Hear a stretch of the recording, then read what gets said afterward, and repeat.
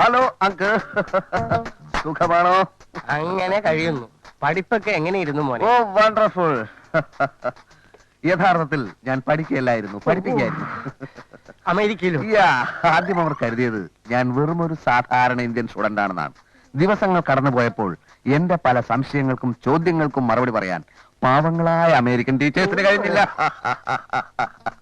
എന്നെ പോലെ ബുദ്ധിശക്തിയുള്ള ഒരു ഇന്ത്യൻ സ്റ്റുഡന്റിനെ കണ്ടിട്ടില്ലെന്ന് അവരോട് സമ്മതിച്ചു. അപ്പോ നീ അവിടെ തകർത്തു അല്ലേ? തകർത്തു, തരിപ്പണമാക്കി. പഠിത്തം കഴിഞ്ഞപ്പോ എന്നെ അവിടുന്ന് പോരാൻ അവർ സമ്മതിച്ചില്ല. അമേരിക്കൻ ടീച്ചേഴ്സ് മുഴുവൻ പൊട്ടിക്കരയുകയായിരുന്നു. എന്തിന്? അല്ല എന്തിനെന്ന്? അമേരിക്കയുടെ പുരോഗതിക്ക് എന്റെ തലച്ചോറ് വേണമത്രേ. ഞാൻ പറഞ്ഞു പറ്റില്ല, ജന്മനാഥ മറന്നുള്ള കളി പറ്റില്ല, ഈ തലച്ചോറ് ഇന്ത്യക്ക് വേണം. അങ്ങനെ ഞാൻ ഇങ്ങോട്ട് പോരുകയായിരുന്നു. ഓ ഭയങ്കരം ഭയങ്കരം തന്നെ.